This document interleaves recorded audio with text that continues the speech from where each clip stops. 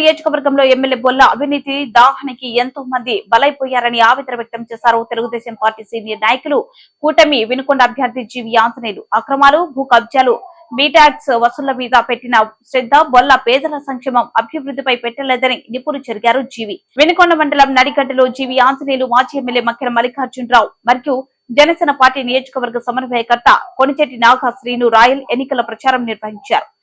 3 పార్టీల నాయకులతో కలిసి గడప గడపకు తిరిగి సూపర్ 6 పథకాలను వివరిస్తూ ఓట్లను అభ్యర్థించారు. ఈ సందర్భంగా మొదట మాట్లాడిన జీవి వినుకొండలో తాను 1000 మందికి ఇల్లు, 28,000 మంది స్వచ్ఛ వినుకొండలో భాగంగా మరుగుదొడ్లు ఇస్తే బొల్ల ఒకరికైనా ఇచ్చారా అని ప్రశ్నించారు. బొల్ల ఎక్కడైనా ఒక్క మరుగుదొడ్డి ఇల్లు ఇచ్చి ఉంటే చర్చకు సిద్ధమా అని సవాల్ విసిరారు. జీవి చివరకు ఎస్సీ ఎస్టీలకు రాయితీలు రుణం కానీ, గేదెలు గొర్రెలు రుణం కానీ లేదు. అలాగే ఈ రోజు ఇక్కడ అభివృద్ధి లేనటువంటి పరిస్థితి.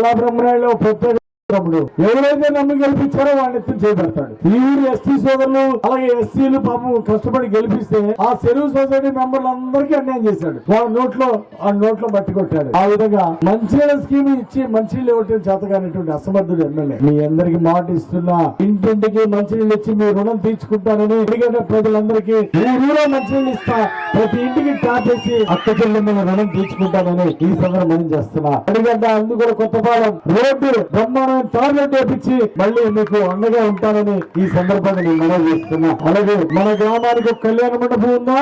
ఖచ్చితంగా ఈ గ్రామంలో ఒక మంచి కళ్యాణ మండపం కూడా కడతాము ప్రభుత్వం ద్వారా అని మీ అందరికి నేను మనవి చేస్తున్నా. అలాగే సీసీ డ్రైన్లు లేవు, కొన్ని చోట్ల సిమెంట్ కాలువలు కావాలి.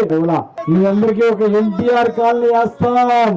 2 సెంట్లు ఇల్లు స్థలాలు లేనాడు 2 సెంట్లు స్థలం ఇచ్చి ప్రభుత్వం ద్వారా ఇల్లు ఇచ్చి పేదలకు ఇల్లు ఇచ్చి ఆదుకుంటా సీసీ డ్రైన్లు రోడ్లు అవసరమైన కూడా వేస్తామని మీ అందరికి మనవి చేస్తున్నా. శ్మశానం కూడా రానున్న కాలంలో మంచిగా అభివృద్ధి చేసి చెరువులు నింపితే, దొండపాడు చెరువులు నింపితే మరి దాని ద్వారా మరి ఎంతో సాగులోకి వచ్చింది. అలాగే చెరువుకి లిఫ్ట్ పెడితే మరి సుమారు 500-600 ఎకరాలు సాగులోకి వస్తుందని ఈ సందర్భంగా నేను మనవి చేస్తాను. సంయుక్త ప్రభుత్వం అధికారంలో రాబోతా ఉంది.